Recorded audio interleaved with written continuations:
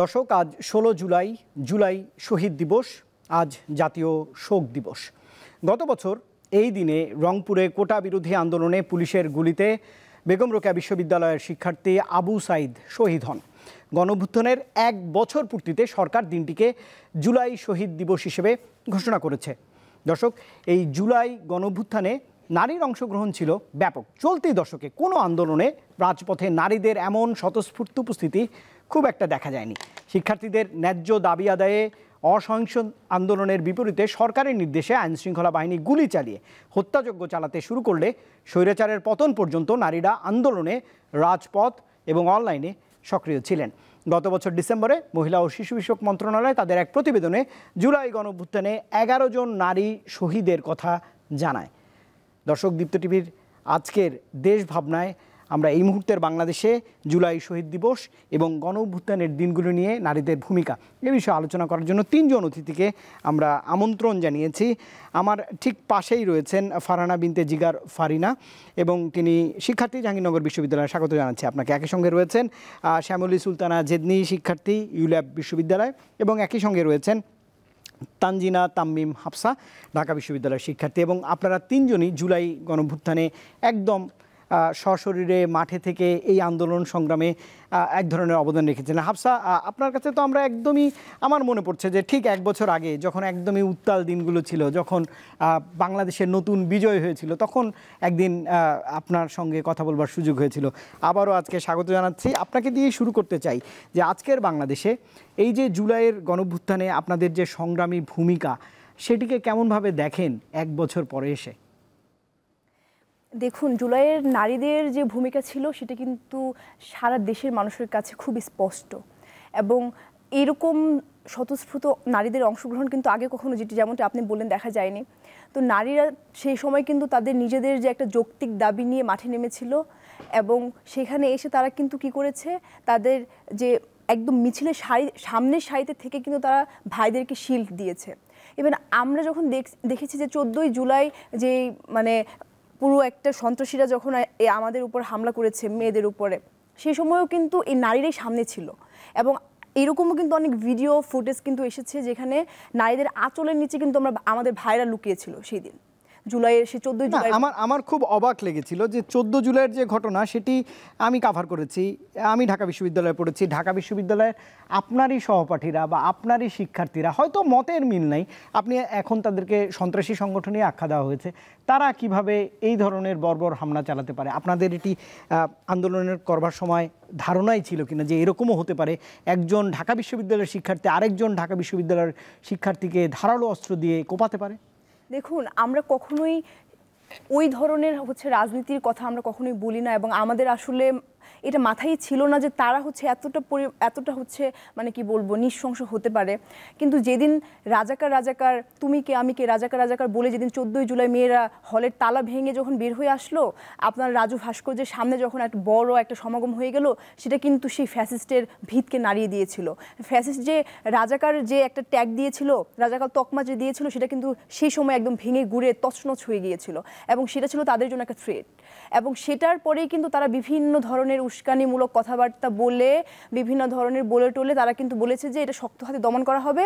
তারপর কি হলো, সেই 15ই জুলাই যখন আবার রাজু ভাস্কর্যে সেই সকাল থেকে যেই 11টা থেকে যেই আপনার বিক্ষোভ হওয়ার কথা ছিল, সেখানে কিন্তু সবাই যখন অংশগ্রহণ করলো, তারপরে কিন্তু তারা খুবই পরিকল্পিতভাবে সেই যে রাজাকার বলে মেয়ের তুমি কি আমি কে রাজাকার বলে বের হলো, সেটা দেখে যখন তাদের একদম ভিত নড়ে গেছে, তারপর কিন্তু তারা চেয়েছে যে একে যদি না থামানো যায় আজকে, তাহলে কিন্তু আর থামানো যাবে না।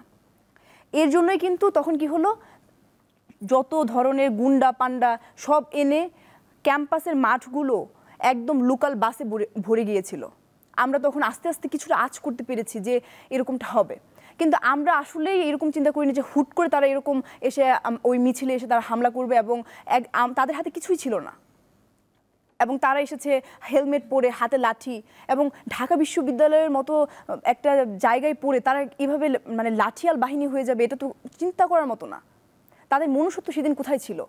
তারই সহপাঠী, তারই বন্ধু, তারই জুনিয়র, তারই সিনিয়র, অন্য বিশ্ববিদ্যালয় থেকে এসে আন্দোলন করা শিক্ষার্থী, হয়তো তারই ব্যাচমেট হবে, তাদেরকে যেভাবে তারা সেদিন রক্তাক্ত করেছে, ভাইদেরকে যেভাবে পিটিয়েছে, তারপর কি হলো সব থেকে বেশি অবাক করার কাহিনী সেটা হলো যে সেদিন 15ই জুলাই আপনার আহত হওয়ার পরে যে মেয়েগুলো, যে ছেলেগুলো ঢাকা মেডিকেলে আপনার চিকিৎসা নিতে গিয়েছে, সেখানেও গিয়ে তারা বারবার একাধিকবার তারা সেখানে হামলা করেছে। এবং আমার হলেরই বাংলাদেশ কুয়েত মৈত্রী হলের শিক্ষার্থী ইমু আপু, উনি হচ্ছে জুলাই আহত, ওনার হাত ভেঙে গিয়েছিল সেদিন যখন বারবার ছাত্রলীগ হামলা করছিল, সে প্যানিক অ্যাটাক করেছে, তার জ্ঞান ফেরাতে পারছিলাম না। তারপর সেখান থেকে তাকে বের করে আনতো আমাদের পেছনের দরজাতে তাকে, কারণ কোনো আহত দেখলেই যে ওকে আগে মেরেছি, এখন ডিএমসি থেকে চিকিৎসা নিয়েছে, তাকে এখন আবার মারতে হবে। একদম ডিএমসির আশেপাশে পুরো জায়গাটা তারা ঘিরে রেখেছিল। এই যে একটা আতঙ্ক মেয়েদের মধ্যে ছড়িয়ে দেওয়া।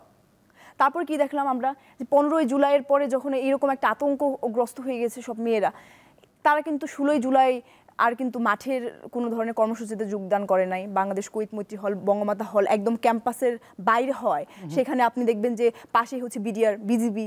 তারপরে ওই দিন থেকে কিন্তু বিভিন্ন মোড়ে নীলক্ষেত মোড়ে বিভিন্ন জায়গায় কিন্তু পুলিশ মোতায়েন করেছে। তারা আতঙ্কগ্রস্ত হয়ে গিয়েছে, তারা কিন্তু সেখান থেকে বের হতে পারেনি। তারপর কি হলো, 16ই জুলাই যেদিন আবু সাইদ ভাই শহীদ হলেন, সেদিন কিন্তু মানে আমাদের ভেতরটা কিন্তু ভেঙে চুরে তছনছ হয়ে গিয়েছে। এবং আমরা কিন্তু সেদিন আমাদের জায়গা থেকে একদম বাংলাদেশ ঢাকা ইউনিভার্সিটি 5টা হল থেকে কিন্তু সেদিন আমরা পরিকল্পনা করেছিলাম যে আমরা এখন নিজেদের জায়গা থেকে কী করতে পারি। তখন আমরা মোমবাতি প্রজ্বলন আমাদের হলের এক গণ্ডির ভেতরে কিন্তু আমরা সেখানে স্লোগান উচ্চারিত করেছি, আমরা আমাদের জায়গা থেকে প্রতিবাদ করেছি। নিশ্চয়ই সেই গল্পগুলো তো আরও শুনবার প্রয়াস রয়েছে। কেবল তো 16 জুলাই, 5 আগস্ট আসতে অনেক দেরি।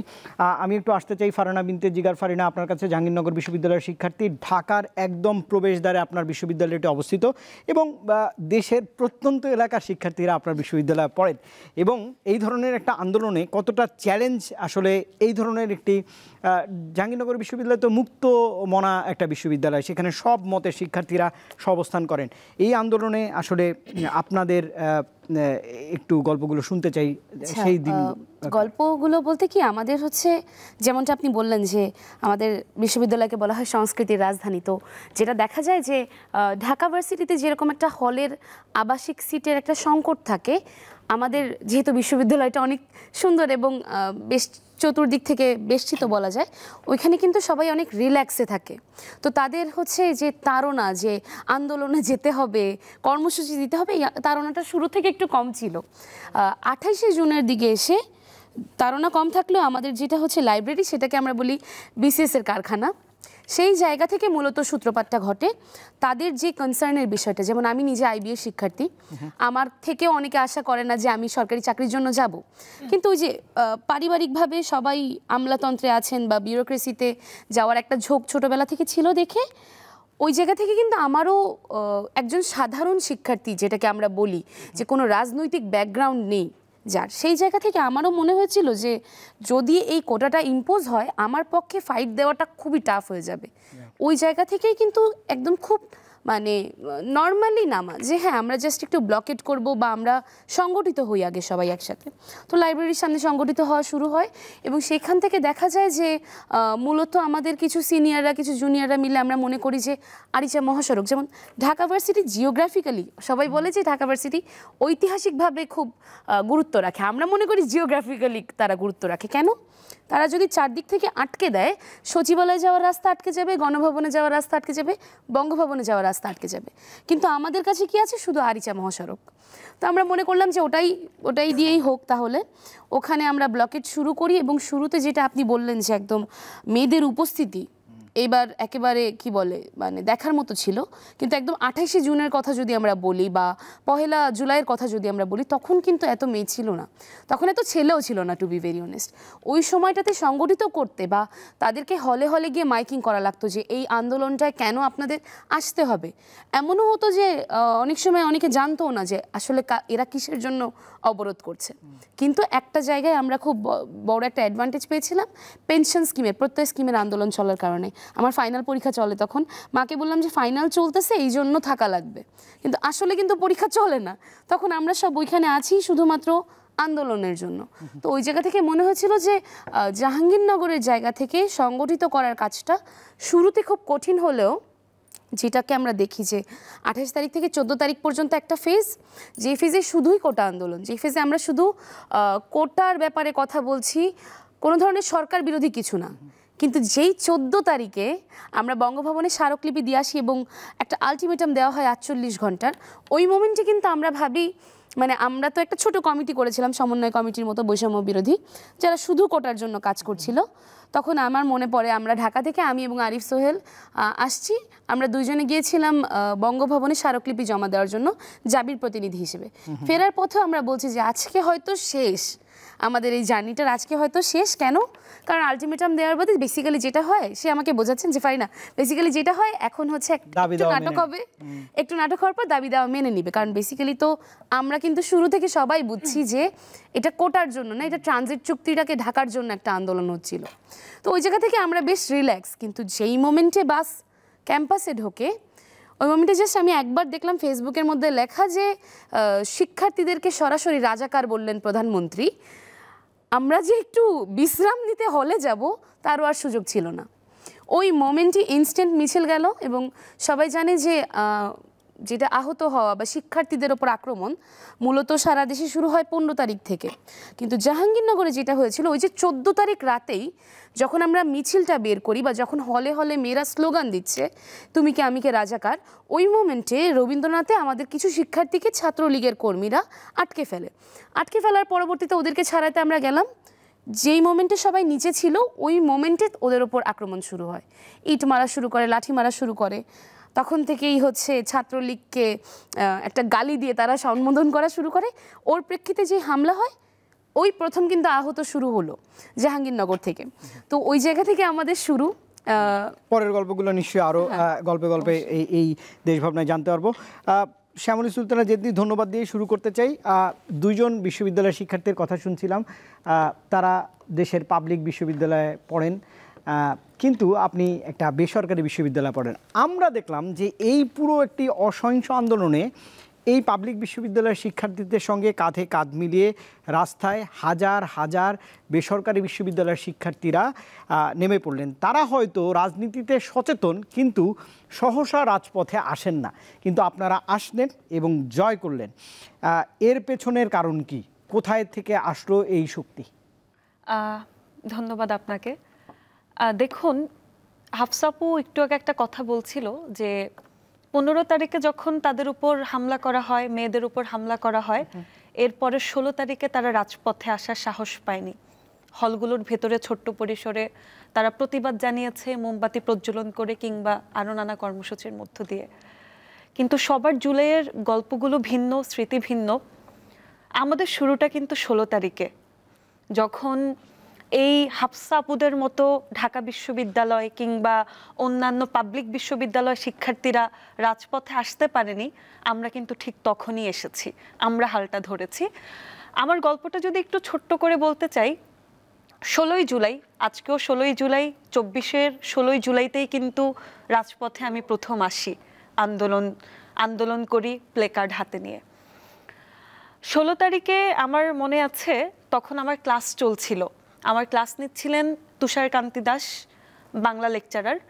উনি ক্লাস নিচ্ছিলেন। 10টা নাগাদ আমি স্যারকে বললাম যে স্যার আজকে আমাদেরকে ছুটি দিয়ে দেন। স্যার বলল কেন? বললাম ছুটি দিয়ে দেন, নয়তোবা আপনারও হয়তো বাসায় পৌঁছাতে সমস্যা হতে পারে। ফলে তখনই ক্লাস শেষ করেনি, 10:30 নাগাদ ক্লাস শেষ করে দেয়। 15 মিনিট আগে, 10:45-এ শেষ হওয়ার কথা ছিল। তো 10:30 যখন ক্লাস শেষ হয়, তখন আমি আমাদের ক্যাম্পাসের মাঠের পাশে যে খোলা জায়গা, সেখানে যাই, সেখানে প্লেকার্ড লেখা শুরু করি, আমাদের যে স্লোগানগুলো সেগুলো লেখা শুরু করি। সেখানে সে সময় খুব কম মানুষ ছিল, ক্যাম্পাসের হাতে গোনা 8 থেকে 10 জন ছিল। আমরা প্লেকার্ডে বিভিন্ন স্লোগান লিখছিলাম। এই যে আমরা এই 8-10 জন একত্রিত হলাম, এই গল্পটা 15 তারিখের। 15 তারিখে যখন ঢাকা বিশ্ববিদ্যালয়ে হামলা হচ্ছিল, মেয়েদেরকে মারা হচ্ছিল, শুধু ঢাকা বিশ্ববিদ্যালয় না, বদরুন্নেসা ছিল, ইডেন ছিল, ঠিক সে সময়ে প্রাইভেট ইউনিভার্সিটির স্টুডেন্টরা এই যে নিজেদের মধ্যে একটা নেটওয়ার্কিং, এই পুরোটা কিন্তু সোশ্যাল মিডিয়ার মাধ্যমে করে নেয়। এবং আমরা যারা 16 তারিখে আমাদের ক্যাম্পাস থেকে প্রথম ক্যাম্পাসের গেটে দাঁড়াই স্লোগান হাতে নিয়ে, সেই 8 থেকে 10 জনেরও কিন্তু পূর্বের কোনো পরিচয় ছিল না, দেখা যায় এক একজন এক এক সেমিস্টারের। তাহলে এরা আসলে একত্রিত হলো কিভাবে? এদের গল্পটা হচ্ছে ফেসবুকের বিভিন্ন ইউনিভার্সিটি কেন্দ্রিক যে গ্রুপগুলো আছে, গ্রুপগুলো থেকে লেখালেখি কারা লেখালেখি করছে তারাই নিজেদেরকে খুঁজে নিয়েছে, খুঁজে নিয়ে দেখা যায় তারা মেসেঞ্জার গ্রুপ কিংবা হোয়াটসঅ্যাপ গ্রুপ করেছে। এটা আমার বিশ্ববিদ্যালয়ের গল্প। ঠিক একইভাবে অন্যান্য বেসরকারি বিশ্ববিদ্যালয়ের গল্পটাও একই। তারাও সোশ্যাল মিডিয়ার মাধ্যমে একটা বিশ্ববিদ্যালয়ের সাথে আরেকটা বিশ্ববিদ্যালয়ের যে কানেকশন সেটা করে নিয়েছে। 16 তারিখের কথা বলি, যখন আমরা আমাদের ক্যাম্পাসের গেটের সামনে দাঁড়াই, আমাদের হাতে তখন কিছু ছিল না, আমরা জানি না আসলে কিভাবে স্লোগান দিতে হয় রাজপথে। আমি ব্যক্তিগতভাবে জানতাম না, কারণ আমি আগে কখনো রাস্তায় নামিনি, আমার আন্দোলনের আগের কোনো ইতিহাস নেই। আমার মতো বেশিরভাগ বেসরকারি বিশ্ববিদ্যালয়ের শিক্ষার্থীরাও তাই। 16 তারিখে যেটা হয়েছে দেখেছি যে অন্যান্য বিশ্ববিদ্যালয়ের অর্থাৎ পাবলিক বিশ্ববিদ্যালয়ের ছেলেমেয়েরা তারা হাতে লাঠি নিয়ে মিছিল করছে। লাঠি পাবো কোথায়? প্রাইভেট ইউনিভার্সিটির ক্যাম্পাসের সামনে লাঠি কোথায় পাবো? এটা তো খুব টাফ, আর আগে থেকে পূর্ব পরিকল্পনা নেই। মজার ব্যাপার হচ্ছে আমার যে ক্যাম্পাস ইউল্যাব, এটার অপোজিট পাশে পুরোটাই কাঠের ফ্যাক্টরি। আমরা যেটা করি, আমরা 8 থেকে 10 জন সেই ফ্যাক্টরিতে যে আমরা ওই কাঠের ফ্যাক্টরি থেকে আমরা বলি আমাদেরকে চিকন করে লাঠি বানিয়ে দেন, আমরা সেগুলো নিয়ে তারপরে ক্যাম্পাসের সামনে দাঁড়াই, আমরা স্লোগান দিই। আমরা যখন দাঁড়াই তখন হাতে গোনা 20 থেকে 25 জন শিক্ষার্থী ছিল আমাদের ক্যাম্পাসের, কিন্তু কিছুক্ষণের মধ্যেই আমাদের শিক্ষকরা এসে আমাদের সাথে যুক্ত হন। একই সাথে আমাদের পার্শ্ববর্তী ক্যাম্পাস বাংলাদেশ ইউনিভার্সিটি, সেই ক্যাম্পাসের শিক্ষার্থীরা একত্রিত হয়ে আমাদের ক্যাম্পাসে বোঝাই যাচ্ছে যে এটি ক্রমেই আস্তে আস্তে গণমানুষের আন্দোলনে। আপনার আগে কোনো রাজনৈতিক পরিচয় বা এই ধরনের অভিজ্ঞতা ছিল না, কিন্তু এখনকার বাস্তবতা একটু ফিরতে চাই। এই যে 1 বছর পর নারীর রাজনৈতিক অধিকার ও সচেতনতা তখনকার তুলনায় আপনি কিভাবে প্রজেকশন করেন? এখনকার দিনে এই রাজনৈতিক ভাবনা বা সচেতনতা কতটা পাল্টেছে 1 বছর পর?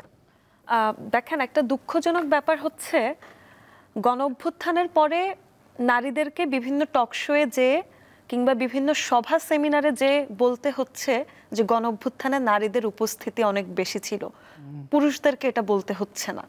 এটা একটা দুঃখজনক ব্যাপার নারীদের জন্য।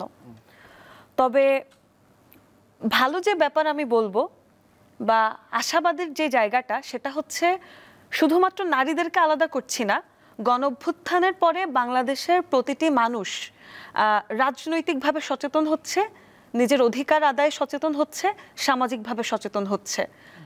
24-এর যে সিনারিওটা, সেখানে আসলে 24-এর আগের কথা বলছি, যে মানুষ আসলে রাজনৈতিকভাবে খুব একটা সচেতন ছিল না, নিজের অধিকার আদায়ে সোচ্চার ছিল না, রাজপথেও মানুষের উপস্থিতি একটু কমই ছিল। কিন্তু আপনি দেখবেন গণঅভ্যুত্থানের পরবর্তীতে মানুষ এখন যে কোনো অধিকারের জন্য, যে কোনো অন্যায়ের বিরুদ্ধে কিংবা যে কোনো ন্যায়ের পক্ষে কিন্তু রাজপথে নামছে। এইটাই হচ্ছে সিনারিও, তখনকার বাস্তবতা আর এখনকার বাস্তবতা। আর আরেকটি বিষয় যেটা 24-এর আন্দোলনে অনেকেই প্রশ্ন করে যে 24-এর আন্দোলনে আসলে নারীরা কতটুকু বাধাগ্রস্ত হয়েছে। আমি একদম নির্দ্বিধায় বলতে পারি 24-এর গণঅভ্যুত্থানের সময় নারীরা সামাজিকভাবে বাধাগ্রস্ত হয়নি। সমাজের কেউ নারীকে বলেনি তুমি আন্দোলনে যেও না, তুমি হাতে লাঠি তুলে নিও না, তুমি মিছিলে যেও না, বরং সমাজের মানুষ উৎসাহ দিয়েছে তুমি মিছিলে যাও, মিছিল ভারী হবে, আমাদের দাবি আমরা আদায় করে নিতে পারবো। যতটুকু বাধাগ্রস্ত হয়েছে নারীরা, সেটা কেবলই ফ্যাসিস্টদের পক্ষ থেকে, ফ্যাসিস্টের দোসরদের পক্ষ থেকে, যখন তাদের উপর হামলা করা হয়েছে কিংবা তাদের উপর অত্যাচার করা হয়েছে। পারিবারিক বাধা ছিল, তবে ওই গণঅভ্যুত্থানের সময়টাতে নারীদেরকে আসলে বাসায় আটকে রাখা যায়নি, আমাকেই আটকে রাখতে পারেনি। কাজে আমি জানি প্রতিটা নারীর গল্পই এরকম, পারিবারিক বাধাটাকে তারা আসলে ফেলেই গণঅভ্যুত্থানে অংশ নিয়েছে। কিন্তু এই সময় এসে আপনি দেখবেন একজন নারী টকশোতে যে কথা বললে বলা হয়, কিছুদিন আগে আমি একটা টকশো দেখছিলাম, একটি দলের একজন নারী বক্তা ছিলেন, তার সাথে যে গেস্ট ছিলেন সে ওই নারী বক্তাকে বলছেন এ তো বেয়াদব। মানে এরকম একটা জায়গায় নারী একজন বক্তাকে আপনি কিভাবে বেয়াদব বলেন? কই গণ অভ্যুত্থানে তো ওই নারীটাই গণ অভ্যুত্থানে একদম সম্মুখ সারিতে থেকে আন্দোলন করেছে, বারবার বলেছে পদত্যাগ পদত্যাগ পদত্যাগ। ওই ভিডিও সবাই দেখেছে, আমার ইউল্যাবের শিক্ষার্থীরা তার পাশে ছিল তখন। সেই নারীকে আপনি কিভাবে গণ অভ্যুত্থানের পরে এসে টকশোয়ে বসে আপনি তাকে বেয়াদব বলছেন? আমি সিনারিওটা বলছি। এখন নারীরা যখন রাজপথে নামছে, বিভিন্ন ধর্ষণের প্রতিবাদ করছে নারীরা, পারিবারিক সহিংসতার প্রতিবাদ করছে নারীরা, তাদের উপর হওয়া অত্যাচারের প্রতিবাদ করছে, বাল্য বিবাহের আইন কেন কঠোরভাবে প্রয়োগ করা হচ্ছে না সেগুলোর জন্য প্রতিবাদ করছে। কিন্তু আপনি দেখবেন যখন তারা প্রতিবাদের জন্য রাস্তায় দাঁড়ায়, শাহবাগে দাঁড়ায়, শহীদ মিনারে দাঁড়ায়, দেশে নানাচে কানাচে দাঁড়ায়, এটাকে না আসলে ভালোভাবে মানুষ এখন নেয় না। কেন নেয় না? কই গণ অভ্যুত্থানে তো আপনারা কিছু বলেন নাই। আপনারা তো এই যে লোকালয়ের যে মানুষজন, দুঃখিত, আপনারা গণ অভ্যুত্থানে অনেক সহযোগিতা করেছেন। আমার মনে আছে ইউল্যাবের সামনে বিভিন্ন বাসাবাড়ি থেকে আন্টিরা আঙ্কেলরা এসে শরবত দিচ্ছিল, খাবার দিচ্ছিল। বাংলাদেশের প্রতিটা জায়গার সিনারিওই তাই। কিন্তু গণ অভ্যুত্থানের পরে এই আন্টিরা আঙ্কেলরাই বলছে মেয়েদের রাজনীতিতে যাওয়ার কি দরকার, গণ অভ্যুত্থান করেছে হয়েছে, ঘরে ফিরে যাক। কই ছেলেদের ব্যাপারে তো বলছেন না। এটাই হচ্ছে এখনকার সিনারিও। নিশ্চয়ই এই সিনারিও যদি হয়ে থাকে, তানজিনা তামিন, হাফসা, আপনার কাছে একটু আসতে চাই। আমি কোট করছি, জুলাই আন্দোলনে সামনে থাকা নারীরা পরবর্তী সময়ে কেন মুখ লুকিয়ে ফেললেন তা বোঝার দরকার আছে বলে উল্লেখ করেছেন মহিলা ও শিশু বিষয়ক মন্ত্রণালয়ের উপদেষ্টা শারবিন এস মুর্শিদ। তিনি গতকাল এই বক্তব্য দিয়েছেন, আমি কভার করেছি। তিনি আরও বলছেন, জুলাই আন্দোলনে অংশ নেওয়া অনেক নারী ঘর বন্ধ করে বসে আছেন, তারা হতাশাগ্রস্ত, তাদের খুঁজে বের করতে হবে। একজন দায়িত্বপ্রাপ্ত উপদেষ্টা, তিনি 10 মাসেরও বেশি সময় ধরে দায়িত্ব পালন করছেন, জেদনি বলছিলেন, এমন বাস্তবতা কেন তৈরি হলো আপনার কি মনে হয়? দেখুন, সেই যে জুলাইয়ের যে নারীরা যাদেরকে অগ্নিকন্যা বলা হচ্ছে, জুলাই কন্যা বলা হচ্ছে, কিন্তু এই কন্যাদের জন্য কি আসলে ওইরকম রিকগনিশনের কোনো মানে ব্রডার পরিসরে কোনো ব্যবস্থা করা হয়েছিল কি আন্দোলনের পরপর? করা হয়নি। এবং যখন করা হলো তখন কি সেই প্রত্যন্ত অঞ্চলের একটা মেয়েকে কানেক্ট করার চেষ্টা তারা করেছে কিনা?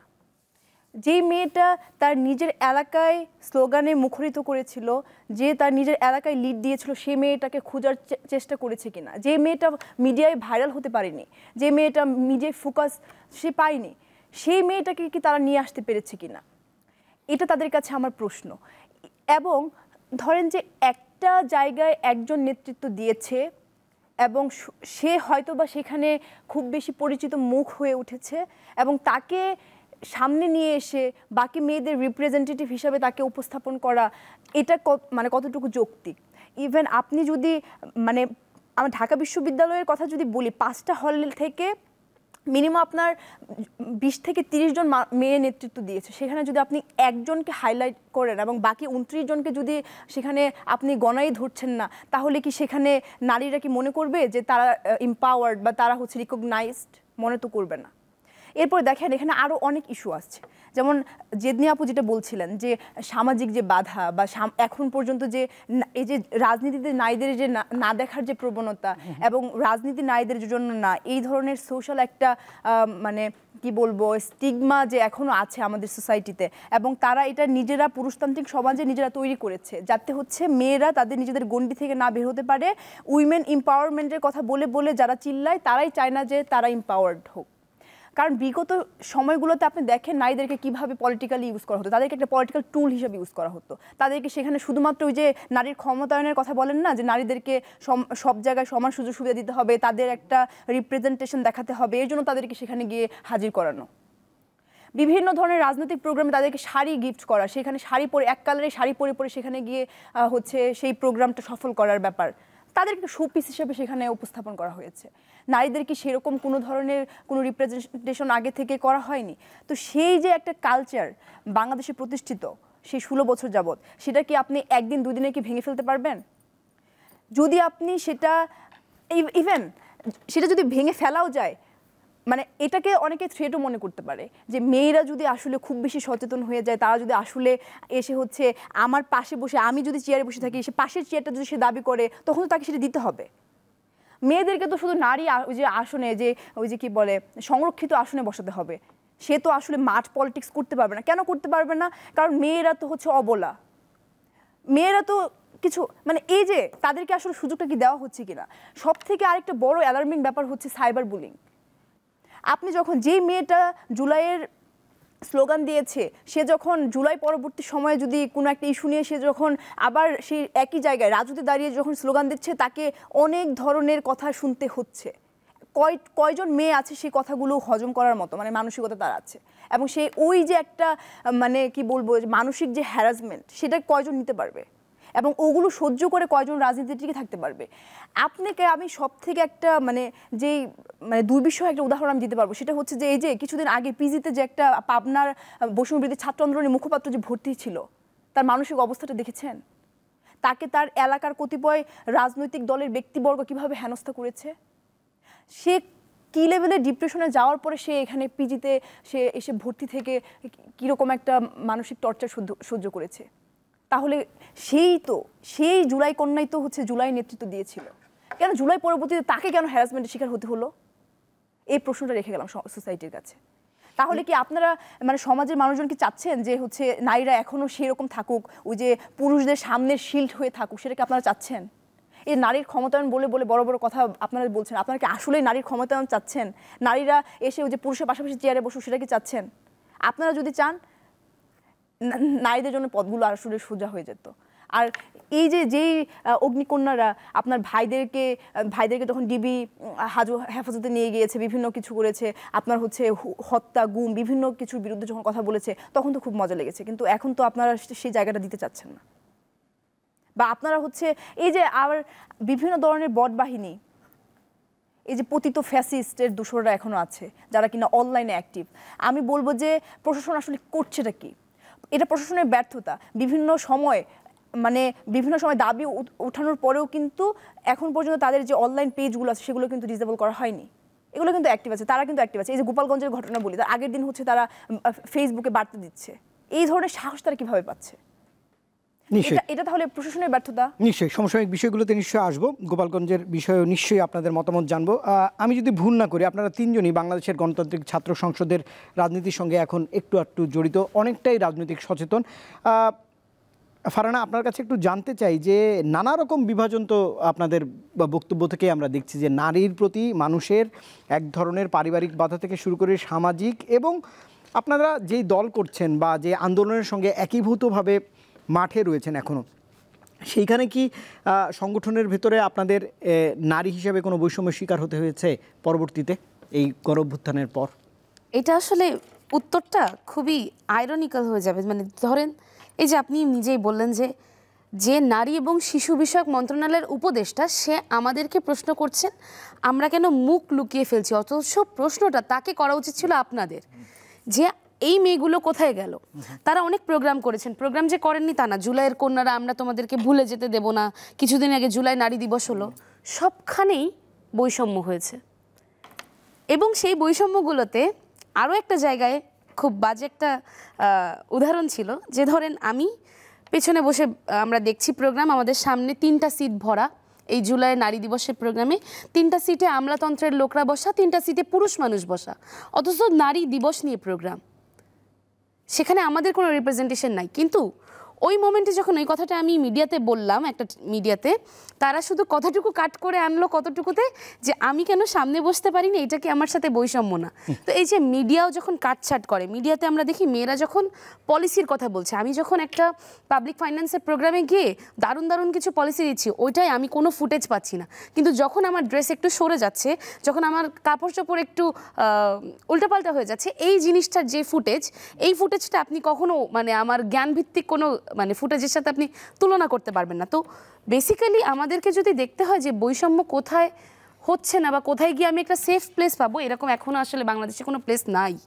এবং আমাদেরকে যে বলা হয় যে রিকগনিশনের বিষয়টা, বা আমাদেরকে ওইভাবে হয়তো অ্যাওয়ার্ড দিয়ে, এবং কালকে এই মাননীয় উপদেষ্টা আরেকটি কথা বলেছেন, আমার খুবই মানে এটা বলতে আমার খুবই লজ্জা লাগছে। উনি দায়িত্বপ্রাপ্ত জায়গা থেকে কিভাবে বলেন, হাফসা বলছেন যে নারীরা তো সাইবার বুলিংয়ের শিকার হয়, উনিও বলছেন যে উনিও একমত, তাদের খুঁজে বের করে কাউন্সিলিং করা হবে, পরবর্তী সময়ে তাদের কীর্তি সংরক্ষণ করা হবে, উনিই বলেছেন, আমার বক্তব্য না। এইটাই হচ্ছে আইরনি, যে তারা এই জিনিসগুলোকে মানে আমাদের এখানে অ্যাওয়ার্ড, রিকগনিশন, সনদ বা আমাকে জুলাই কন্যা স্বীকৃতি দাও, আমাদের এই চিন্তা কোনোদিনও ছিল না এবং এইটাকেও আমরা একটা বৈষম্য হিসেবে দেখি। জুলাইয়ের কোনো কন্যা নেই, জুলাইয়ের শিক্ষার্থীরা, জুলাইয়ের ছাত্ররা, জুলাইয়ের জনতারা।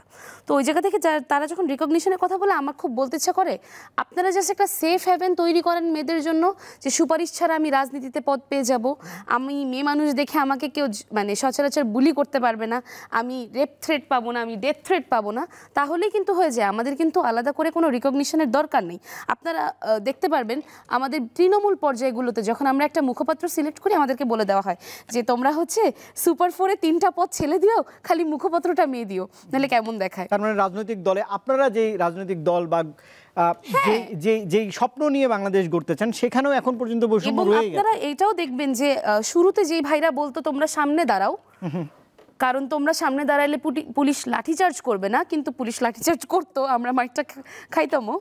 পরবর্তীতে সেই ভাইরাই এখন এসে বলে তুই তো মেয়ে মানুষ, জেলার কাজে কি যাবি? তার মানে হচ্ছে তাদের মনে হচ্ছে যে তারা একটু দ্বিধাদ্বন্দ্বে আছে, কিন্তু তাদের কিন্তু ওই সময় সেই দ্বিধাটা কাজ করেনি। তো তাদের মধ্যে থেকে আমরা এটা নিয়ে না একদম স্পেসিফিক্যালি কাউকে ডিমিন করতে চাই না। আমরাও বুঝি আমাদের বাংলাদেশের সমাজটাই পেট্রিয়ার্কিক্যাল সমাজ, ওইখানে সবাই ওইভাবেই ভাববে, কিন্তু ওইটা থেকে বের হয়ে আসার জন্য আমরা যেই মেয়েদের দিকে উন্মুখ হয়ে চেয়েছিলাম, আমাদের কিন্তু নারী রিপ্রেজেন্টেশন বলতে মাত্র 3 জন উপদেষ্টা ছিলেন, ছাত্রী কোনো নারী যায়নি কিন্তু উপদেষ্টাতে। সেই জায়গা থেকে আমাদের মনে হয় না আমরা খুব একটা সেরকম সাপোর্ট পেয়েছি। তাদের কথা শুনে মনে হয় তারা আমাদের থেকে বেশি ডিপ্রেসড, তারা আমাদের থেকে বেশি সাপ্রেসড। তো ওই জায়গা থেকে আমার খুব বলতে ইচ্ছা করে যে আপনারা যেহেতু মন্ত্রণালয়ে আছেন, আপনারা চাইলেই পারতেন যে যেই মেয়েটার আজকে এআই দিয়ে করা ভিডিও লিক হচ্ছে, সেই ভিডিওটা আপনি নিমিষে মানে সেকেন্ডের মধ্যে উধাও করে দিতে পারতেন। আপনারা সেটা করেননি, আপনারা সেটা নিয়ে কাউন্সিলিংয়ের কথা বলছেন। কাউন্সিলিং আপনি কয়শো মেয়েকে করবেন? জুলাই থেকে উঠে আসা প্রত্যেকটা মেয়ের কাউন্সিলিং দরকার, কিন্তু আমরা সেই কাউন্সিলিং নিচ্ছি না, আমরা তার ওপর আরও ট্রমা ভোগ করছি। তো ওই জায়গা থেকে মনে হয় যে মানে আমরা যেখানে ছিলাম নারীদের জায়গা হিসেবে, ওই জায়গাটা চেঞ্জ করতে গেলে মূলত আমাদের নারীদেরকে খুব শক্ত হতে হবে। আমরা অনেক নারীদেরকে নিজেদের মধ্যেই দেখি, তারাই আমাদের মধ্যে বিভাজনটা করায় দেয়। তো ওই জায়গা থেকে তাদের প্রতিও একটা অনুরোধ যে আপনারা যেহেতু একটি প্রতিনিধিত্ব করার জায়গা পেয়েছেন, আপনারা ওই জায়গাটাতে একটু শক্ত হন, আপনারা আমাদের মধ্যে বিভাজন করেন না। নিশ্চয়ই। যেদিন আপনার কাছে একটু আসতে চাই যে নারীর রাজনৈতিক চেতনায় নতুন মাত্রা কোনো যোগ হয়েছে কিনা, 10 মাস পরে এসে আপনি কি দেখেন? সামনে তো একটু কঠিন কঠিন বিষয়গুলো আসছে, নির্বাচন, সংস্কার, কে ক্ষমতায় আগে বসবে, চেয়ারটা অনেক সুন্দর, নিশ্চয়ই নারীদের অংশটুকু তারা আবারও ভুলে যাবেন। সেই অংশ থেকে যদি বলতে চাই যে নারীর রাজনৈতিক চেতনায় নতুন কোনো মাত্রা যোগ হয়েছে কিনা, এখন এই মুহূর্তে আপনার মনে হয় কিনা তেমনটা? দেখুন, নারীরা এখন আসলে সচেতন। নারীরা এখন আর চায় না তাদেরকে কেবল সংসদের 50টা সিটে শোপিস হিসেবে বসিয়ে রাখা হোক, যেই ভাইয়ের আনুগত্য করবে সে তাকে কোনো একটা চেয়ারে বসাক কিংবা তাকে সিলেক্ট করুক। এটা চায় না বলেই কিন্তু এখন দেখবেন নারীরা সচেতন হচ্ছে, নারীরা রাজনৈতিকভাবে নানা লড়াই করছে।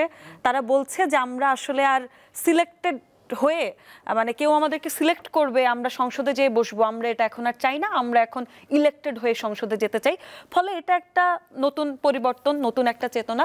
আরেকটি বিষয় না বললেই নয়, আমি আপনাদের এখানে আসার আগে মানে আসার সময় দেখছিলাম যে একটা জরিপ দেখছিলাম, যে আইন ও সালিশ কেন্দ্রের একটা জরিপ, সেখানে তারা উল্লেখ করেছে যে 2024 সালে বাংলাদেশে নারীদের যে ধর্ষণ সেই ঘটনা ঘটেছে 401টি, কিন্তু 2025 সালে এসে মাত্র 6 মাসে অর্থাৎ জানুয়ারি থেকে জুনে সেই সংখ্যাটা দাঁড়িয়েছে 441টি, অর্থাৎ 12 মাস থেকে প্রতিদিন 17 জন নারী ধর্ষিত। একদমই তাই। এখন বিষয় হচ্ছে যখন এই ঘটনাগুলো প্রতিনিয়ত ঘটবে, তখন একটা নারী কেন বাসা থেকে বের হবে? সে নিজেও আসলে বাসা থেকে বেরোতে চাইবে না কিংবা সে ভয় পাবে।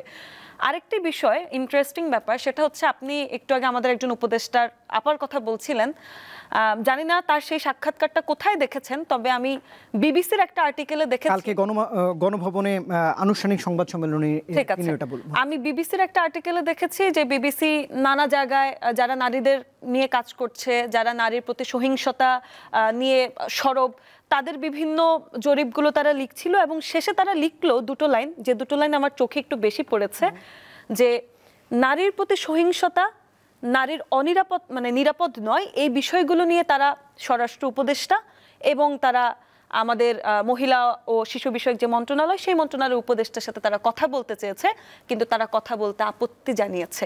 এই বিষয়টা কিন্তু আমার চোখে লেগেছে। তো মানে তারা আসলে কেন আপত্তিটা জানালো, আমার প্রশ্নটা এখানে। আরেকটি বিষয় যেটা, আমরা আজকে এখানে যে তিনজনকে আপনি দেখছেন, কিংবা আমাদের মতো এরকম অসংখ্য নারী, আমি বলবো হাজারো নারী, তারা নারীদের নিরাপত্তার কথা বলে, নারীদের অধিকারের কথা বলে, নারীদের সচেতনতার কথা বলে, নারীর ক্ষমতায়নের কথা বলে। কিন্তু আমরা তো বললে এটা হবে না, এটার একটা কালেকটিভ ভাবে এটার পদক্ষেপ নিতে হবে, উদ্যোগ নিতে হবে। সরকারের বা রাষ্ট্রের উদ্যোগটা আসলে কি? নারী ও শিশু নির্যাতনের অনেক মামলা রয়েছে, অসংখ্য মামলার কোনো নিষ্পত্তি হয়নি, যারা অভিযুক্ত তাদেরকে গ্রেফতার করা হয়নি। বাল্যবিবাহ রোধে আইন রয়েছে, সেই আইনের কোনো ধরনের কঠোর যে প্রণয়ন সেটা নেই। অর্থাৎ সার্বিকভাবে আইন শৃঙ্খলার পরিস্থিতি কিন্তু একেবারেই নিয়ন্ত্রিত না। কেন নিয়ন্ত্রণ করতে পারছে না সরকার, এটা তারা ভালো জানে। ফলে সার্বিকভাবে যেহেতু আইন শৃঙ্খলা বাহিনীকে নিয়ন্ত্রণ করতে পারছে না, নারীরা বাসা থেকে বের হতে ভয় পাচ্ছে, এটা আমি বলবো। অনেকে প্রশ্ন করে যে আজকের বাংলাদেশে আপনি নারীদের জন্য কি চান? আমি বলি আমি নিরাপত্তা চাই, নারীরা নিরাপদে থাকুক। আরেকটি বিষয় উল্লেখ না করলেই নয়, ফারহানা আপু বলছিলেন যে সরকারিভাবে অনেক প্রোগ্রাম হয়েছে, জুলাই কন্যারা, আমরা তোমাদের হারিয়ে যেতে দেব না। এরপর জুলাই কন্যা দিবস ঘোষণা করেছে, শহীদ মিনারে প্রোগ্রাম হয়েছে গত পরশু। আমি জানি না এটা কে কিভাবে নেবে, কিন্তু আমার ব্যক্তিগত অভিমত হলো, আপনি যখন লক্ষ লক্ষ বাজেট প্রণয়ন করে শহীদ মিনারে এরকম একটা প্রোগ্রাম করেন, কিংবা কোনো অডিটোরিয়ামে এরকম একটা প্রোগ্রাম করেন 200-400 মেয়ে এনে, এটা আসলে আমার কাছে গুরুত্বপূর্ণ না। আমার কাছে গুরুত্বপূর্ণ হচ্ছে একটা মেয়ে বাসে করে ঢাকা থেকে ময়মনসিংহে যাচ্ছে, সে নিরাপদে যাচ্ছে কিনা। ঢাকা থেকে ময়মনসিংহে মেয়ে যেতে যেতে বাসের মধ্যে সে তার পরিচয় একটা মেয়ে থেকে ধর্ষিতা হয়ে যাচ্ছে, সে ব্যাপারে রাষ্ট্রের কোনো পদক্ষেপ নেই। আপনারা লক্ষ লক্ষ টাকা বাজেট খরচ করে এই ধরনের প্রোগ্রাম করছেন। এরকম দেশ আসলে আমরা নারীরা চাই না। নিশ্চয়ই। কেমন দেশ আসলে চাই, সেই প্রশ্ন করতে একটু ভয় পাচ্ছি হাফসা। সেটি হচ্ছে যে সামনে তো নির্বাচনের রোড ম্যাপ ঘোষণা হবে, একটা সময়সীমা, আমি বলছিলাম ক্ষমতার চেয়ারটা ডাকছে, কে ক্ষমতায় বসবে। আজকের ঘটনাতে আসতে চাই, এনসিপি নতুন রাজনৈতিক দল, তারা গোপালগঞ্জে পথসভায় লং মার্চে তারা আয়োজন করেছিল এবং সেখানে এক ধরনের অপ্রীতিকর ঘটনার সৃষ্টি হয়েছিল। 10 মাস পরে এই ধরনের ঘটনা কী ধরনের বার্তা দেয়, আমরা একটু আপনাদের তিনজনেরই কমেন্টস জানতে চাই সমসাময়িক বিষয় নিয়ে। দেখুন, আইন শৃঙ্খলা বাহিনী যে কোনো ধরনের কাজ করছে না, এই ধরনের ঘটনায় ওই ধরনের বার্তাই দেয়। আজকে আপনারা দেখেন ঘটনায় পুলিশ বাহিনী কি করেছে, তারা মানে নীরব একজন দর্শক মতো করে একটা রোল প্লে করেছে সেখানে। কিন্তু তাদের কাজ কি ছিল? তাদের কাজ ছিল যে তারা হচ্ছে আইন শৃঙ্খলার দায়িত্বে থাকবে এবং সেটা সুষ্ঠুভাবে তার দায়িত্ব পালন করবে। এই যে আমাদের জুলাই আন্দোলনটা গেল, সেখানে ইন্টারিম যেটা বসলো, এখন আপনি এখানে এসে যদি বলেন যে, আমাকে যদি প্রশ্ন করেন যে ইন্টারিম ব্যর্থ না সফল, সেই কথায় আসবো না। এখানে প্রশাসন হচ্ছে ব্যর্থ, কারণ তারা কিন্তু তাদের জায়গা থেকে ঠিকঠাকভাবে মুভ করছে না। তারা যে জায়গায় ছিল সেই জায়গায় আছে, পারলে তারা আরো নীরব দর্শক হয়ে গেছে। আমরা অনেক ধরনের কথা আসছে যে এনসিপি গোপালগঞ্জে কেন যাবে, কেন গোপালগঞ্জে না যাওয়ার কি মানে লজিকটা, সেটা আনুক সামনে, কেন যাবে না, মানে এটার পেছনে লজিকটা আসলে কি? গোপালগঞ্জে গিয়েছে তো কি হয়েছে? একটা মানুষের হচ্ছে এটা হলো মানে হিউম্যান রাইটসের মধ্যে পড়ে, সে সব জায়গায় মুভ করতে পারবে, সে যৌক্তিক ব্যাপারে হচ্ছে সমাবেশ সব করতে পারবে। তো এনসিপি হচ্ছে এই জুলাই গণঅভ্যুত্থানে গঠিত নতুন রাজনৈতিক দল, সে সেখানে গিয়েছে, সেটা নিয়ে তার যাওয়া নিয়ে কেন প্রশ্ন? কিন্তু সেখানে যে এই জুলাইয়ের 200রা মাথাচাড়া দিল, সেটা নিয়ে কোনো প্রশ্ন নেই। তারা যে এখন অবাধে ঘুরে ফিরে বেড়াচ্ছে, আইন শৃঙ্খলা বাহিনী সেটা উপভোগ করছে, সেটা নিয়ে কোনো প্রশ্ন নেই। এখানে যে এখনো প্রশাসনের রন্ধ্রে রন্ধ্রে যে হচ্ছে আওয়ামী লীগের দোসর, ফ্যাসিস্টের দোসর যে লুকিয়ে আছে, তাদের কি হলো আসলে? একজন তো দিল্লিতে পালিয়েছে, কিন্তু বাকিরা?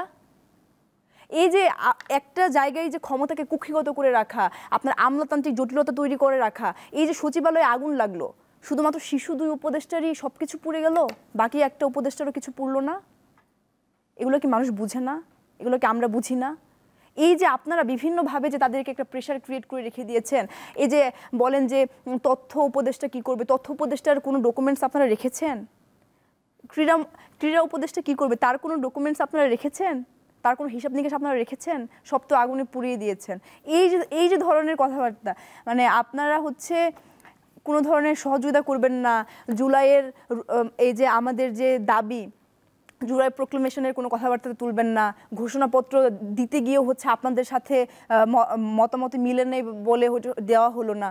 আমরা তো আগে ঘোষণাপত্র চাই, আমরা আগে জুলাই ঘোষণাপত্র চাই। আপনারা এখনই নির্বাচনে ক্ষমতায় না এসেই ঘোষণাপত্র দিচ্ছেন না। ক্ষমতায় আসার পরে আপনারা কি করবেন সেটা তো মানে প্রশ্নই আসে না, প্রশ্নই থাকে না। নিশ্চয়ই, এটা তো উদ্বেগজনক তথ্য। আর এখন হচ্ছে আরেকটা কথা একটু অ্যাড করি, সেটা হলো যে আপনারা হচ্ছে ক্ষমতায় না আসার আগে নিজেদেরকে ক্ষমতাসীন যে ভাবছেন, এটা সব থেকে বড় ব্যর্থতা। দেশের মানুষ কিন্তু অত বোকা না। তারা কিন্তু 16 বছর অনেকভাবে নির্যাতিত হয়েছে। তারা নিজেদের মনের কথা বলতে পারতো না। কোনো ধরনের অন্য মতাদর্শী মানুষের কোনো ধরনের কোনো ব্যাপার ছিল না সেখানে। দেশের মানুষ কিন্তু এখন কথা বলতে জানে। তারা কিন্তু কোনটা সত্য কোনটা মিথ্যে সে ব্যাপারে কিন্তু তাদের নিজেদের মতামত দিতে জানে। এবং ক্ষমতা যত ইজি না সেটা কিন্তু আস্তে আস্তে জনগণ সেটা কিন্তু বুঝিয়ে দিচ্ছে মানুষকে। এবং এত যে অরাজক পরিবেশ তৈরি করছেন, আশেপাশে মানুষজনকে শুষে শুষে খাচ্ছেন, আবার ক্ষমতায় এসে ভাবছেন যে ক্ষমতার সেই আসনটি আমার জন্যই অপেক্ষা করছে, আমি কিছুই করব না, জুলাই ঘোষণাপত্র দিব না, কোনো কিছুই করব না, আমার মতো আমি এসে করবো, এগুলো কিন্তু ছাত্র জনতা টলারেট করবে না। রক্ত কিন্তু এর জন্য দেওয়া হয়নি। নিশ্চয়ই। হাফসা বলছিলেন যে এই ইন্টারিম তো আপনাদের আন্দোলনের ফসল, তারা এখন ক্ষমতার কেন্দ্রে রয়েছে, কিন্তু দেখা যাচ্ছে যে প্রশাসন সহ এই সরকারের যে 10 মাস সেটির মূল্যায়ন আমি আপনাকে ফারানা করতে বলবো না, কিন্তু এই নির্বাচনের মতো ক্ষমতা কেন্দ্রিক একটা পরিস্থিতিতে যাওয়ার জন্য যে আইনরক্ষাকারী বাহিনীর যে ব্যবস্থা বা প্রশাসনের যে তৎপরতা থাকা উচিত, সেটাতে কোনো ঘাটতি দেখেন কিনা, বা এই নির্বাচন কেন্দ্রিক রাজনীতিতে বাংলাদেশের ক্ষতি হচ্ছে না লাভ হচ্ছে? আচ্ছা, তো মূলত আমার কাছে যেটা মনে হয় যে ইন্টারিম বলেন বা একটা বৈধ সরকার বা নির্বাচিত সরকার, যেটাকে ওনারা বলে যে ইন্টারিম তো নির্বাচিত সরকার না, তো দুটো সরকারের ক্ষেত্রে আমার মনে হয় একটা সরকার কখনোই 100% সফল হবে না। কার্নোর ইঞ্জিনের মতো 100% দক্ষতা আমরা পাবো না। যে কোনো দেশেই দেখেন, আপনি যদি কানাডায়ও যান, আপনি যদি ইংল্যান্ডেও যান, কোনো সরকারকেই তার ইন্টারনাল লোকরা সবসময় ভালো বলবে না, কিছু না কিছু ভুল থাকবে। কিন্তু এখানে আমাদের কি কি ঠিক করা লাগতো? আমাদের লাগতো বিউরোক্রেসিটা ঠিক করা, আমাদের লাগতো পুলিশটা সংস্কার করা। আমরা কেন ঘোষণাপত্র চাচ্ছি? ধরেন একটা নির্বাচিত সরকার আসলো, তার কোনো কারণে ফেভারে আমরা গেলাম না, স্টুডেন্টরা তার বিরুদ্ধে আমরা কোনো কিছুতে দাঁড়িয়ে গেলাম, তখন সে কি করবে? সে মানে খুবই অনায়াসে পুলিশ হত্যা মামলার একটা কেস খুলবে, খুলে এই যে 24-এ পুলিশ হত্যাগুলো হয়েছে, এই যে সেতু ভবনে আগুন দেওয়া হয়েছে, যেখানে কোনো ধরনের একটা কালো আইনও আপনাদের উপর চাপিয়ে দিতে কিছু করতে পারে। কারণ আমাদের সংবিধান চেঞ্জ করিনি, আমরা ঘোষণাপত্র আনিনি যে জুলাই কেন বৈধ, জুলাই সনদ আনিনি। ওই জায়গায় কিন্তু আমাদের সবাইকে যে কোনো টাইমেই কাঠগড়ায় দাঁড় করাতে পারবে। আমরা বাচ্চারা কেন চাচ্ছি? আমরা কেউ দলের হয়ে চাচ্ছি না, এনসিপি চাচ্ছে না, এটা আমরা সবাই চাচ্ছি। কারণ ঘোষণাপত্র আমাদের জন্য একটা সিকিউরিটি। আমাদের যখন ইউএন পর্যন্ত রিপোর্ট দিয়ে দেয় যে এটা একটা হত্যাযোগ্য ছিল, আমাদের দেশ এটাকে কি বলে রিকগনাইজ করতে তখনও দ্বিধাবোধ করে। এইটা হচ্ছে আমাদের একটা ব্যর্থতা। এই জায়গায় দাঁড়ায় আমার মনে হয় এই যে আমলাতান্ত্রিক জটিলতা হচ্ছে বা আমাদেরকে বিভিন্ন বাহানা দেখানো হচ্ছে। আপনি চেক করেন না সবগুলো আমলাতন্ত্রে যারা আছে বিউরোক্রেসিতে, তাদের পিডিএসগুলো চেক করেন না, আপনি একদম খুব সুন্দর মতো দেখতে পারবেন যে আওয়ামী আমলে যে আমলা ছিল তারাই রয়ে গেছে, এবং ওই আমলে যারা ধরেন খেয়ে দিয়ে ফুলে ফেপে নিজেদেরকে বড় করতে পারছে তাদেরই অধিকাংশ দিদি চলছে। এখন তারাও তো পরীক্ষা দিয়ে নির্বাচিত হয়ে এসেছে, তাদেরকে আমরা চাইলে এক রাতে সরাই ফেলতে পারি না। কিন্তু কি করতে পারতাম? তাদের যেই চিফ ইন কমান্ড, তাদেরকে আমরা সেইভাবে তাদের প্রতি আমরা কঠোর হতে পারতাম। আপনার আজকে একজন শহীদের কন্যা পর্যন্ত ধর্ষিত হচ্ছে, আপনি কোনো দৃষ্টান্তমূলক স্টেপ নিচ্ছেন না। আপনি ধর্ষণ থেকে শুরু করে যত ধরনের দুর্নীতি হচ্ছে, যত ধরনের চাঁদাবাজি হচ্ছে, সব দল খারাপ বুঝলাম, কিন্তু আপনি একজন সরকার হিসেবে, আপনি একজন স্বরাষ্ট্র উপদেষ্টা হিসেবে, আপনি একজন ইন্টারিম প্রধান হিসেবে কি করছেন, এটা কিন্তু দেখার বিষয়। আর এই যে বলা হয় না ইন্টারিম হচ্ছে আমাদের অভ্যুত্থানের ফসল, এই কথাটা খুবই মিসলিডিং। এইটার মাধ্যমে তারা মানে তাদের প্রত্যেকটা কাজকে বৈধতা দেওয়া হয়, কিন্তু আমরা নিজেরাই কিন্তু তাদের কাজকে বৈধতা দিচ্ছি না। আপনি খালি দেখেন অন্যান্য রাজনৈতিক দলের থেকেও বেশি ইন্টারিম আসার পর থেকে আমরা ছাত্ররা কি পরিমাণ রাস্তায় নেমেছি। আমরা রাজপথে ছিলাম প্রত্যেকটা বিষয়, এবং আমাদের কিন্তু ওই দল গঠন বা দল কেন্দ্রিক বা নির্বাচন কেন্দ্রিক কোনো না। আমাদের প্রত্যেকটা ম্যান্ডেট হতো কি, আওয়ামী লীগ নিষিদ্ধ করো, ধর্ষণের বিচার করো, কোথাও যদি দুর্নীতি হয় সেটার বিচার করো, চাঁদাবাজির বিচার করো। তো ওই জায়গা থেকে আমার মনে হয় যে আগামী নির্বাচন নিয়ে আমার আসলেই খুব শঙ্কা কাজ করছে, কারণ নির্বাচনটা লাগবে এটা সবাই বুঝছে, কিন্তু এই দেশের ইতিহাসে আপনি কি দেখছেন যে নির্বাচন দিয়ে দেশটারে আসলে বাঁচানো গেছে? 15টা বছর জুড়ে নির্বাচন হয়নি, 15 বছর আগেও যখন নির্বাচন হয়েছে খুব তো আশানুরূপ কোনো চেঞ্জ আসেনি এই দেশে। তাহলে আমরা কিভাবে দাবি করি যে নির্বাচন হবে এবং সেই নির্বাচনটা স্বচ্ছ হবে, আর সেই নির্বাচনের মাধ্যমে যে সরকার আসবে সেও কোনো ফ্যাসিস্টে পরিণত হবে না? এই যে আমরা এত নারীদের নিয়ে কথা বলতেছি, সংরক্ষিত আসন নিয়ে নির্বাচন, আমরা বললাম যে আমরা মেয়েরা নির্বাচিত হয়ে আসতে চাই, এই জিনিসটায় কারো কোনো দ্বিমত থাকতে পারে এটা ভাবতেই আমার অবাক লাগতেছে। আপনি যখন নারীদেরকে একজনের মা, একজনের মেয়ে, একজনের শালি, একজনের বোন এই কোটা দিয়ে মানে আসন দিয়ে দিচ্ছেন, সেই জায়গায় দাঁড়ায় আমরা ছোট ছোট বাচ্চারা, আমাদেরকে প্রতিনিয়ত বলা হয়, আমি খুব গর্বের সাথে বলি যে আমি নির্বাচন করতে চাই। কেন করতে চাই? এটা আমার একটা অধিকার, এটা আমার ছোটবেলা থেকে ইচ্ছা। আমি বাগেরহাটের মেয়ে, আমি নির্বাচন করতে চাই। এটার জন্য আমি জানি যে হ্যাঁ আমি বাগেরহাটে খুব একটা যাই না, বা আমার বয়স ছোট, আমি হয়তো জিততে পারবো না। That's not a factor. NCP আসবে বা আমরা আসবো নতুনরা, আমরা জিততে পারবো না, এটা কোনো ফ্যাক্টর না। আমরা হারতেই পারি, কিন্তু এই যে আমাদেরকে বলা হয় তোমাদের জামানত বাজেয়াপ্ত হয়ে যাবে, ভাই মানে আমরা নির্বাচন করি বা আমরা রাজনীতি করি কি নির্বাচিত হয়ে সিলেক্টেড হওয়ার জন্য, নাকি দেশের? আমার মনে হয় বিরোধী দলের রাজনীতিও কিন্তু একটা বড় রাজনীতি না। এই ধরনের আপনার চিন্তাটা তো অনেক আধুনিক। আমার মনে হয় দেশের যারা চিন্তার জায়গায় বসে আছেন তারা অতটা আধুনিক হতে পারেনি। নিশ্চয়ই। অসংখ্য ধন্যবাদ জানাচ্ছি ফারহানা বিনতে জিগার ফারহানার। সময় একদম শেষ, অন্য কোনো দিন নিশ্চয়ই কথা হবে। একটু দুজনের কমেন্টস জানানো বাকি আছে। শ্যামলী সুলতানা জেদনি, আপনার কাছে জানতে চাই যে সামনে তাহলে বাংলাদেশের ভবিষ্যৎ কেমন দেখেন, ছোট্ট করে। দেখেন, বিষয়টা হচ্ছে গণ অভ্যুত্থানের পরবর্তীতে আমরা যেরকম সরকার আশা করি, এই অন্তর্বর্তীকালীন সরকার আসলে সেরকম না। আমরা ভেবেছি এই সরকার কঠোর হবে যে কোনো পদক্ষেপ নেওয়ার ক্ষেত্রে, কিন্তু এই সরকার নরম। এই সরকার কবে নির্বাচন দিবে সেটা একবার ঘোষণা করে আবার লন্ডনে যে বৈঠক করে এসে নির্বাচনের ডেটকে চেঞ্জ করছে। এত নরম হলে আসলে ওই জায়গাটা এই সরকারের জন্য না। আরেকটি বিষয়, যারা বারবার নির্বাচন দরকার, মানুষ দীর্ঘদিন ভোট দিতে পারেনি, সেই অধিকারটুকু দরকার, এটাই গণতান্ত্রিক রাষ্ট্রের বৈশিষ্ট্য। কিন্তু যারা আসলে বেশি নির্বাচন করছে, তারা নিজেদের যে দলের মধ্যে যে কোন দল সেটা ঠেকাতে পারছে না, নিজের দলের চাঁদাবাজি, অপকর্ম, দুর্নীতি ঠেকাতে পারছে না। তারা আসলে নির্বাচন যে করছে তাদের উপর মানুষ কতটুকু ভরসা করবে, এটি একটি বিষয়।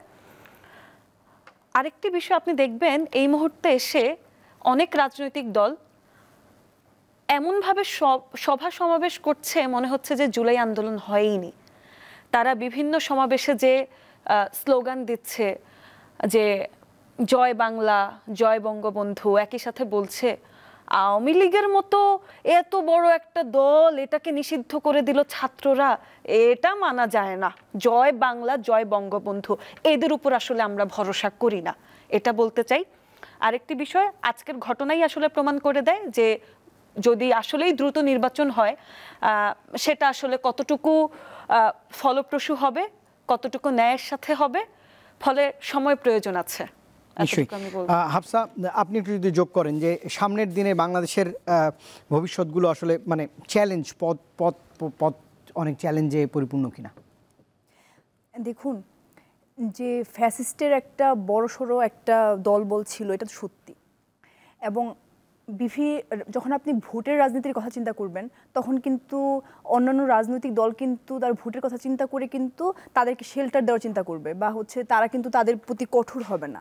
আমি এই সংকটটাই দেখছি সামনে, যে তারা কিন্তু শুধুমাত্র ভোটটাকে গ্র্যাব করার জন্য তারা চাচ্ছে না যে তাদের বিচার হোক, ফ্যাসিস্টের বিচার হোক, এই যে খুনিদের বিচার হোক, এই যে রাস্তায় রাস্তায় রাজপথে যে এত আমার ভাই বোনেরা যে রক্ত দিয়েছে, তারা এটাকে তোয়াক্কাই করছে না, কারণ ক্ষমতা। এবং ক্ষমতায় না যাওয়ার আগেও তারা সাধারণ মানুষজনকে শুষে শুষে খাচ্ছে, এবং মানুষের প্রাণ পর্যন্ত এই দেশে নিরাপদ না। তো আমরা আসলে খুব শঙ্কার মধ্যে আছি যে আসলে নির্বাচিত সরকার এসে কি হবে আবার? এই যে আমরা যে একটা আশা নিয়ে রাজপথে নেমেছিলাম, আমাদের এই যে ভাই বোনদের রক্ত দেখেছি, আমরা আসলে এরপরে চেয়েছিলাম যে একটা বিস্তর একটা পরিবর্তন হবে, কাঠামোর কিছুটা পরিবর্তন হলেও হবে। এবং ইন্টারিম গভর্নমেন্টের সবথেকে বড় দায় যেটি ছিল যে সংস্কার করা, একটা ন্যূনতম সংস্কার করা, সে কিন্তু কোনো ক্ষেত্রে আমরা কিন্তু সেরকম লক্ষ্য মানে দৃশ্যমান সংস্কার কিন্তু আমরা দেখতে পাচ্ছি না, সেটা আমলাতান্ত্রিক জটিলতার কারণেই হোক বা যে কোনো কারণেই হোক। কিন্তু তার তো এটা দায় ছিল, এখন সে তো এই দায়টাকে এড়াতে পারে না। সে তার হচ্ছে এই যে মানে যে আসনটিতে বসেছে সেটার লেজিটিমেসি হলো সে রক্ত। তো জুলাই, তো সে যখন জুলাইয়ের প্রোক্লেমেশন নিয়ে আসতেছে না, সে যখন জুলাইয়ের হত্যাকারীদের বিচার করছে না, এই যে আমার নিহত ভাই মানে আহত ভাইদেরকে যারা হচ্ছে ফ্যাসিলিটেট করছে না, ফ্যাসিলিটেট বলতে হচ্ছে তাদের যে আসলে ন্যূনতম যে চিকিৎসা দরকার, সুষ্ঠু চিকিৎসা দরকার, সেটা তাদেরকে দিতে পারছে না। তো এই ব্যাপারগুলো তো আসলে আমরা আশা করি না। আমরা চাই যে এই যে এখনো যে মাথাচাড়া দিচ্ছে এই মানে সন্ত্রাসী গোষ্ঠী, তাদেরকে শক্ত হাতে দমন করা হোক। এবং আমাদের যে আশা ছিল, বুক ভরা আশা ছিল যে আমার দেশের কিছুটা হলেও পরিবর্তন হবে, এবং সামনের দিকে আমি দেশের রাজনৈতিক দলগুলোকে আসলে বলবো যে তারা যাতে হচ্ছে অন্যের মতামতকে একটু নেওয়ার মানসিকতা তৈরি করে। যেমন তারা আমাদেরকেই সহ্য করতে পারছে না, আমি এটা বলবো যে মানে লোকাল রাজনীতিগুলো আসলে অন্যভাবে রান করে। সেখানে হচ্ছে যে আমি জুলাইয়ের একজন হয়তো ছিলাম সামনে বা পেছনেই ছিলাম, যেটাই ছিলাম, সেই সময় খুব অ্যাপ্রিসিয়েট করেছে। কিন্তু এখন যখন সেই ওই যে থাকে না যে আমার মতটা হয়তো ভিন্ন বা আমি ভিন্ন কিছু চাচ্ছি বা অন্য কিছু চাচ্ছি তার থেকে একটু ভিন্ন, এখন সে সেটা নিতে পারছে না। কিন্তু আপনি হয়তো বাংলাদেশের মঙ্গলই চাচ্ছেন। কিন্তু আমি হয়তো অন্য কিছু চিন্তা করে সেটা করছি, কিন্তু কিন্তু আমি তাদেরকে এটা আহ্বান করব, দেখুন আমরা এসেছি এই বাংলাদেশের মানে পরিবর্তন চাই বলে এসেছি। আমরা কিন্তু আমাদের এই কাজগুলোর পাশাপাশি কিন্তু আমাদের বাকি সব কাজ করতে হয়। আমাদের যেটা মূল দায়িত্ব পড়াশোনা করা, সেটাও কিন্তু করতে হয়। আমাদের সেই বাবা মার স্বপ্ন যেটা, সেটাও কিন্তু আমাদের মাথায় সবসময় ঘোরাঘুরি করে, যে আমাদের বাবা মার যে একটা ইচ্ছা সেটা আমাকে পূরণ করতে হবে, সেটাও মনে হয়। তারপর আমরা দেশের কাজে এখনো আমরা নিয়োজিত।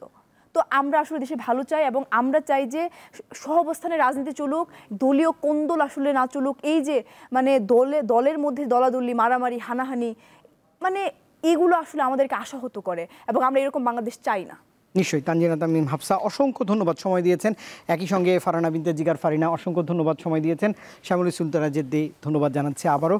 দেশ ভাবনায় সময় দিয়েছেন, এবং এই তিনজন শিক্ষার্থী যেমন প্রত্যাশা করেন বাংলাদেশ এগিয়ে যাবে, এই তরুণ নেতৃত্ব যারা আসবেন আগামীতে, তাদের চেতনা, তাদের ধারণা নিয়ে এবং সুখী সমৃদ্ধ দেশ হবে, এমনটা তো প্রত্যাশা করাই যায়। এই ছিল আজকের দেশ ভাবনায়। আমার সঙ্গে এতক্ষণ থাকবার জন্য ধন্যবাদ সবাইকে।